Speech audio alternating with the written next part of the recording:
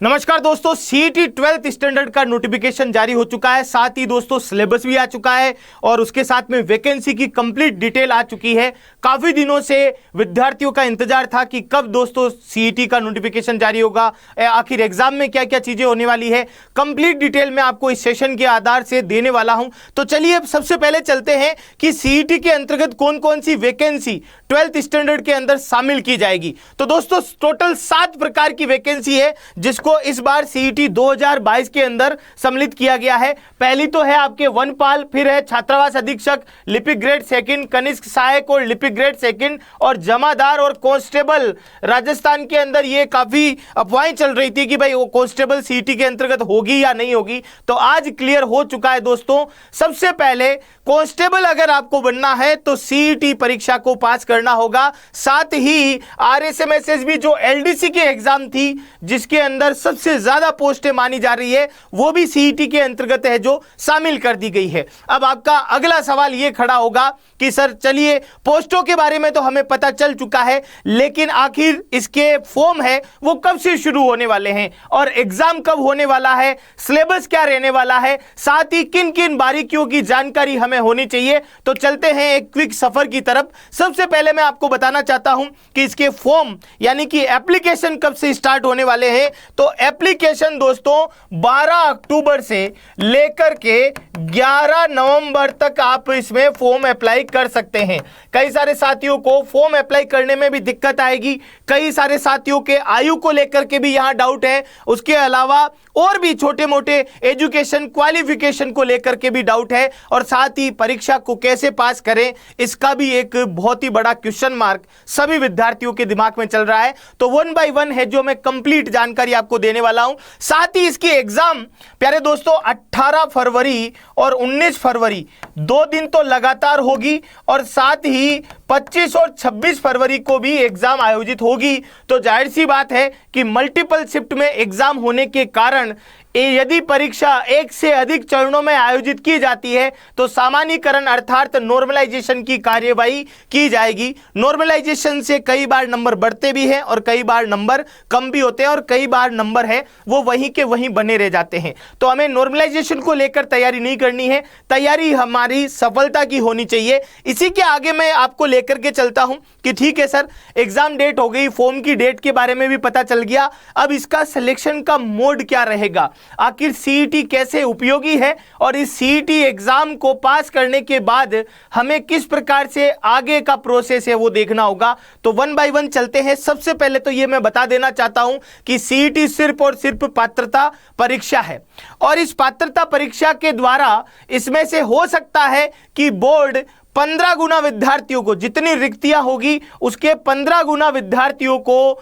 आगे है जो मेन परीक्षा के लिए सेलेक्ट करे, या हो सकता है कोई न्यूनतम प्राप्तांक आपको देखने को मिले, या यह भी हो सकता है कि पर्टिकुलर किसी कैटेगरी में उतने विद्यार्थी अगर नहीं मिल पाते हैं तो उनमें शिथिलता भी दी जा सकती है मार्क्स में। इन सभी पॉइंटों को मैं हाईलाइट करते हुए आपको लेकर के चल रहा हूं। जैसा कि आपको पता है कि सिर्फ और सिर्फ ये एकमात्र पात्रता परीक्षा है, साथ ही दोस्तों मुख्य परीक्षा का आयोजन है वो इसको पास करने के बाद किया जाएगा।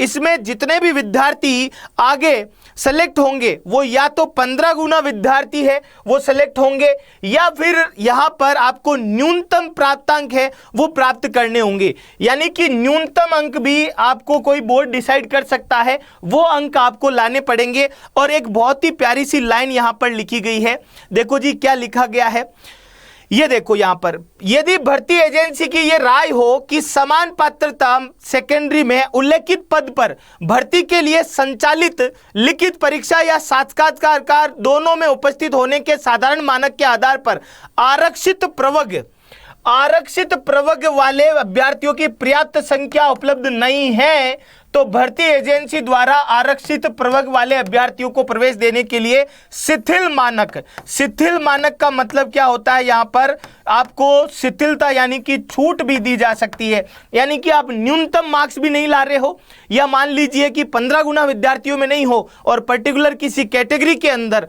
उतने विद्यार्थी नहीं हुए, पदों के जितने गुना विद्यार्थी चाहिए, तो आपके न्यूनतम प्राप्तांक में भी शिथिलता यहां देखने को मिलेगी। उसके आगे अगर मैं बात करूं दोस्तों तो आवेदन की प्रक्रिया का एक बहुत ही बड़ा सवाल खड़ा हो रहा है। OTR, वन टाइम रजिस्ट्रेशन, ये प्यारे दोस्तों इस बार नया शुरू हुआ है जनवरी से, और इसके अंदर आपके जन आधार कार्ड या आधार कार्ड के माध्यम से ऑटोमेटिकली आपकी डिटेल है वो फैच की जाती है। इसके बारे में मैं क्लास इसी सेशन में लास्ट में आपको सूचित करने वाला हूं।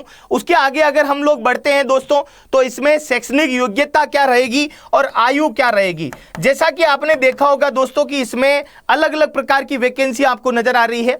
तो कुछ वैकेंसियों के अंदर आयु 18 से 40 है, और एक वैकेंसी है राजस्थान पुलिस कांस्टेबल, उसके अंदर 18 से 24 ही है, और साथ ही इसमें कार्मिक विभाग के द्वारा छूट भी मिली हुई है। तो कौन सा विद्यार्थी है, कितनी उम्र का विद्यार्थी है वो राजस्थान पुलिस का फॉर्म भर सकता है, वो भी देखते हैं। आयु की जो गणना है वो 1 जनवरी 2023 से की जाएगी दोस्तों, यानी कि 1 जनवरी 2023 को आप कम से कम 18 वर्ष के होने चाहिए, कम से कम 18 वर्ष के तो होने चाहिए, तभी आप फॉर्म है जो अप्लाई कर सकते हैं। वनपाल के लिए 18 से 40 उम्र है, छात्रावास अधीक्षक के लिए भी 18 से 40 है, लिपिक ग्रेड के लिए भी 18 से 40, लिपिक ग्रेड सेकंड के लिए भी, कनिष्क सहायक के लिए भी 18 से 40 है, और जमादार के लिए भी 18 से 40 है, लेकिन कांस्टेबल के लिए 18 से 24 है। तो 18 से 24 है, तो इसमें प्यारे दोस्तों 5 साल की छूट तो किनको मिलेगी, 5 साल की छूट किनको मिलेगी। देखो जी यहां चलते हैं, ये रही जी ये छूट वाली बात। अब 18 से 40 जिन 18 से 24 लिखी हुई है उसमें 5 साल की छूट आपके मिलेगी अनुसूचित जाति, अनुसूचित जनजाति, अन्य पिछड़ा वर्ग, अति पिछड़ा वर्ग, आर्थिक रूप से कमजोर जो व्यक्तित्व है EWS कैटेगरी में आते हैं, उनको राजस्थान के मूल निवासी है तो मामले में 5 वर्ष की छूट दी जाएगी, यानी कि 24 और 5 29 साल, और साथ ही 2 साल की छूट एक्स्ट्रा आपको यहां पर दी जा रही है। यानी कि काफी सारे स्टूडेंट जिनका सपना अधूरा रह गया था राजस्थान पुलिस प्रीवियस वैकेंसी के अंदर, वो विद्यार्थी यहां पूरा कर सकते हैं। इस परीक्षा के बाद जैसे ही आपके फरवरी में एग्जाम होगा, लगभग 2.5 से 3 महीने के अंतराल के बाद, 1 से 2 महीने में रिजल्ट आ जाएगा, और रिजल्ट के 2.5 से 3 महीने के अंतराल के बाद आपकी मुख्य परीक्षा होगी। मुख्य परीक्षा में चयनित विद्यार्थियों का स्किल टेस्ट होगा, आपके LDC के लिए, फिजिकल वालों का फिजिकल होगा राजस्थान पुलिस के लिए, और साथ ही आपका मेडिकल टेस्ट और डॉक्यूमेंट वेरिफिकेशन। डॉक्यूमेंट वेरिफिकेशन के लिए मैं आपको एक सजेशन देना चाहता हूं, EWS और OBC के जो विद्यार्थी है, EWS और OBC के जो विद्यार्थी है, और साथ ही SC ST के विद्यार्थी है, वो सभी साथी अपना जो भी कास्ट सर्टिफिकेट है उसे रिन्यू करवा लीजिए 11 नवंबर से पहले। 11 नवंबर से पहले आपका लेटेस्ट है जो बना हुआ होना चाहिए। चलिए यहां तक की बात आपको सब कुछ समझ में आ गई है, तो उसके आगे चलते हैं कि सर ये मामला तो बैठ गया, अब बताओ कि करना क्या है, सिलेबस क्या रहेगा। तो सिलेबस के ऊपर बात करते हैं, परीक्षा का पैटर्न क्या रहेगा।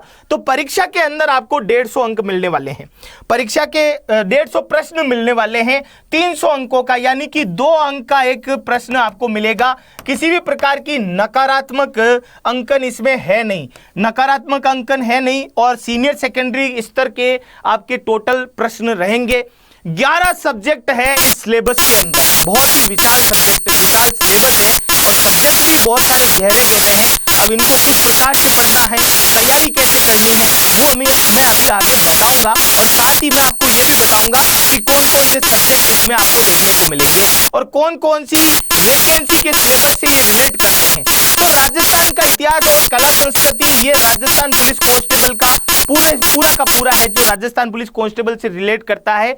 उसके आगे भारत और राजस्थान का जो भूगोल है वो भी कंप्लीटली आपके राजस्थान पुलिस है, और जो आपके LDC है उससे काफी हद तक, जैसे LDC के अंदर राजस्थान GK आता था, थोड़े से रिसोर्सेज वगैरह है वो आपको देखने को मिलते थे।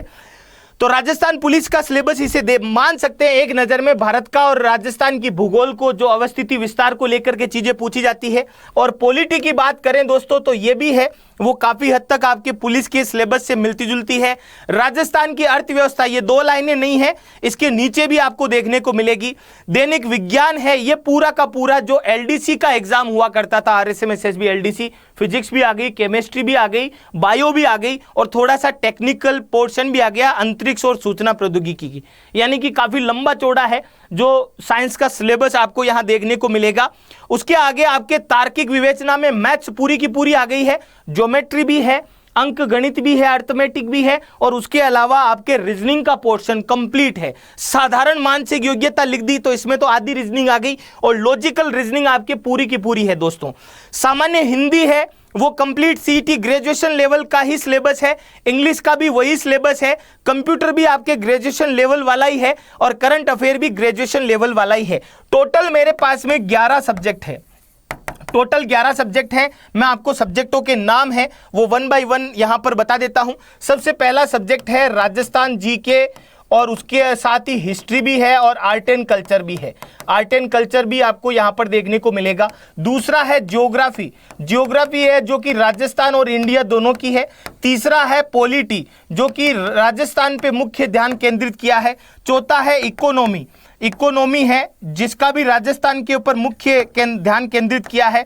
मैथ्स है आपके पूरी की पूरी, उसके साथ में रीजनिंग भी आपको देखने को मिलेगी, और साथ ही दोस्तों आपके 7वें नंबर पर हिंदी भी है, 8वें नंबर पर आपके इंग्लिश भी है, और 9वें नंबर पर आपके कंप्यूटर भी है, और उसके अलावा अगर हम लोग बात करें तो 10वें नंबर पर आपके करंट अफेयर भी है। और एक और सब्जेक्ट है जो कि इसमें बहुत मेजर सब्जेक्ट है, मैं उसको यहाँ पर अंडरलाइन करके लिख रहा हूं, साइंस। ये बहुत ही मेजर सब्जेक्ट इसके अंदर रहने वाला है। विज्ञान जो कि बहुत ही बड़ा सिलेबस है इसका, आपके कह सकते हैं कि आपकी सिलेक्शन में 4 चांद लगाने के लिए विज्ञान जरूरी रहेगा यहाँ पर। बाकी तो पूरे के पूरे सब्जेक्ट तो है ही है दोस्तों। अब बात आती है कि सर हमारे पास में समय कितना बचा है, हमारे पास में समय कितना बचा है। अब समय दोस्तों अगर आज की तारीख से, अब अगर मानो कि दिवाली के बाद का भी समय मानो तो नवंबर आपके पास में है, दिसंबर है और जनवरी है। फरवरी में तो आपके रिवीजन 18 तारीख तक तो रिवीजन ही चलेगा, यानी कि 3 महीने हैं हमारे पास में, 3 माह है। अगर काट पीट के छुट्टियां उट्टियां भी उड़ा दूं मैं, आपका आज से ही तैयारी करो तो 3 महीने हैं। दिवाली की छुट्टियां गायब कर दी, बीच में हैप्पी न्यू ईयर भी आएगा, सर्दियों की छुट्टी भी आएगी, कभी कुछ और आप करने लग जाओगे। काट पीट के हिसाब किया है तो पूरे आपके 100 दिन बचे हैं। पूरे आपके पास में कितने दिन बचे हैं? 100 दिन। और ये 100 दिन आपने पढ़ाई कर ली तो आगे जो मेंस के एग्जाम है वो भी आप लोग क्लियर कर सकते हो। अब आपके मन में ये सवाल खड़ा होगा कि सर तैयारी कहां से करें? एकदम इंस्टेंटली जयपुर भागेंगे, रहने करने की व्यवस्था, ऑफलाइन के अंदर बैठने की जगह नहीं, समस्या, क्वेश्चन टीचर है जो हमारी प्रॉब्लम नहीं सुनेगा और बातों बातों में क्लास खत्म हो जाएगी, 25 से 30 मिनट की क्लास होगी। ये सब झंझट आपके खत्म हो सकते हैं सिर्फ एक ही सब्सक्रिप्शन में। दोस्तों अगर सीईटी में आपका सपना है लगने का तो निश्चित तौर पर मैं आपको सजेस्ट करना चाहता हूं, राजस्थान अंडर 24/7 की पूरी टीम है वो आप लोगों के लिए उदय बैच और साथ ही आपके अलग अलग जैसे सिलेक्शन किट में एकलव्य बैच और थार बैच जैसी चीजें भी आपके सामने लेकर के आ रही है। आप सीईटी के लिए उदय बैच ज्वाइन कर सकते हैं। उदय बैच ज्वाइन करने के लिए आपको कुछ भी नहीं करना, आपको सबसे पहला काम मैं स्टेप बाय स्टेप आपको बता रहा हूं। सबसे पहला काम आपको यह करना है कि प्ले स्टोर पर जाइए और वहां से अड्डा 24/7 की मोबाइल एप्लीकेशन डाउनलोड कर लिए कि सर कर ली, डाउनलोड हो गई, इंस्टॉल हो गई। फिर उसमें आप साइन इन करिए। साइन इन है वो आपके मोबाइल नंबर या जीमेल आईडी से आप साइन इन कर सकते हो। फिर राजस्थान को सिलेक्ट करिए। किसको सिलेक्ट करिए? राजस्थान स्टेट को। ये सब आप काम कर लेंगे तो उसके बाद में आपको क्या करना होगा वो भी मैं बता देता हूं आपको क्या करना होगा। आपको अड्डा 24/7 की मोबाइल एप्लीकेशन डाउनलोड कर ली। डाउनलोड करने के बाद राजस्थान स्टेट सेलेक्ट कर लिया तो देखो आपके सामने 2-3 चीजें हैं, ध्यान से सुनिएगा। पहला तो सीईटी का ऑप्शन है जो कि उदय बैच है। इस उदय बैच की फीस कोई 5,000, 10,000, 15,000 रुपए फीस नहीं है, बहुत ही नॉमिनल सी फीस है। वैसे 1704 रुपए है। अगर आप 1704 रुपए देना चाहते हो तो पूरा का पूरा बाय नाउ डायरेक्टली कर सकते हो और अगर चाहते हो कि इसमें भी मुझे डिस्काउंट मिले तो मैं कूपन कोड देता हूं आपको। कूपन कोड है Y400R। यहां पर लगाना पड़ेगा आपको Y400R। जैसे ही आप कूपन कोड अप्लाई करेंगे तो ये उदय बैच आपको 1414 रुपए के अंदर ही मिल जाएगा। कंप्लीट कोर्स होगा इसके अंदर, कहीं पर भी भटकने की आवश्यकता नहीं है। वर्चुअल क्लास के माध्यम से क्लासें लगेगी। वर्चुअल क्लास होती क्या है? वर्चुअल क्लास वो क्लास है जिसमें विद्यार्थी भी अपनी आवाज को टीचर तक पहुंचा सकता है। विद्यार्थी को हम लोग भी देख सकते हैं, जैसे आप हमें देख सकते हो उसी प्रकार से आपको हम भी देख सकते हैं, आपकी आवाज सुन सकते हैं, आपका जो भी डाउट होगा वो क्लियर होगा। क्लास पूरे 1 घंटे की होगी। जिसमें शुरुआत में बेसिक से आपको पढ़ाया जाएगा, फिर उसके टॉपिक के बारे में रिलेटेड चीजें कंप्लीट होगी, लास्ट में आपसे प्रॉब्लम से रिलेटेड चीजें पूछी जाएगी और साथ ही आपको क्लास के अंत में यह गाइड भी किया जाएगा कि किस टाइप का क्वेश्चन है जो इस सीईटी के अंदर आने के चांसेस है और आपको और क्या क्या करना चाहिए। सपोर्टिंग में अड्डा 24/7 की मोबाइल एप्लीकेशन पर शॉर्ट नोट भी मिलेंगे, टिप्स वाले जो ट्रिक्स वाले नोट्स है वो भी आपको मिलेंगे, जिससे आप रिवीजन भी कर सकते हैं। उसी के साथ अगर आपका मानस है कि मैं तो मेंस की तैयारी भी करना चाहता हूं साथ में ही, तो आपको प्रिफर करना चाहिए राजस्थान का महापैक। राजस्थान का महापैक ऐसा सब्सक्रिप्शन है भाई जिसके माध्यम से आप सीईटी की तैयारी तो करोगे ही करोगे, साथ ही दोस्तों इसके साथ में जो आगे मेंस के एग्जाम होंगे उनकी भी आप तैयारी कर सकते हो। टेस्ट सीरीज भी फ्री है सभी एग्जाम्स के लिए और रिकॉर्डेड अनलिमिटेड क्लासें हैं, अनलिमिटेड चीजें हैं, जो भी आपके सिलेबस के अकॉर्डिंग चीजें मिलती है वो सारे के सारे कोर्स आप इसमें कर सकते हो। पूरे 1 साल की वैधता मिलेगी। वैसे इसकी प्राइस 2999 रुपए है, लेकिन अगर 2999 देना चाहो तो कंटिन्यू करो, पैसे आप आगे प्रोसेस कर सकते हैं। अगर आप इसमें डिस्काउंट चाहते हैं तो यहां पर कोड यूज करें Y400R। जैसे ये कोड आप यूज करेंगे तो ये 2400 कुछ रुपए में मिलेगा पूरे 1 साल के लिए। सीईटी और सीईटी के मेंस की एग्जाम, पीएसआई जैसी एग्जाम, हाईकोर्ट, एलडीसी, ये सारे के सारे इसके माध्यम से आपके कवर हो जाएंगे दोस्तों।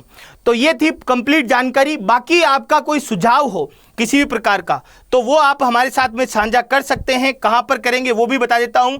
एक सवाल खड़ा होगा, ओटीआर जब आप फॉर्म भरोगे तो उसमें आधार कार्ड या जन आधार कार्ड है, उसमें स्वयं का नाम, पिताजी का नाम, जन्म दिनांक वही अंकित होनी चाहिए जो कि आपकी 10वीं की मार्कशीट में है। और अगर आपका कोई क्वेश्चन है तो इसी क्लास के इसी सेशन के नीचे डिस्क्रिप्शन में गूगल फॉर्म है, वहां पर जाकर के क्लिक करके आप अपना सुझाव हमारे तक भेज सकते हैं। बहुत सारे सवाल होते हैं विद्यार्थियों के, वो सारे के सारे सवाल आप हमारे तक भेजेंगे, निश्चित तौर पर आपको रिप्लाई मिलेगा दोस्तों। और आप उदय बैच क्यों ज्वाइन करें उसकी वजह तो मैंने बता दी है, एक बार और भी बता देता हूं कि लाइव कोर्स पूरा मिलेगा, वीडियो विषयवार क्लासें हैं, अनुभवी टीम है, मैराथन है, मॉडल है, विगत वर्षों के विस्तार पूर्वक अध्ययन है, 2 से 3 वर्षों का current affair, practice session, subject quiz और संपूर्ण कोर्स है जो अड्डा 24/7 की मोबाइल एप्लीकेशन पर आपको मिलने वाला है। अगर आप महापैक ज्वाइन करें, उदय बैच ज्वाइन करें, कूपन कोड ये लगाएं, इससे आपको एक्स्ट्रा डिस्काउंट मिलेगा Y400R। इसी के साथ मैं आज के सेशन को यहीं रोकना चाहता हूं। अपने चैनल को सब्सक्राइब जरूर करें। यूट्यूब पर निरंतर प्रैक्टिस क्लासें आपकी चल रही है तो निश्चित तौर पर सफलता मिलेगी, बस आप लगे रहिए। इसी के साथ जय हिंद, जय भारत और धन्यवाद दोस्तों।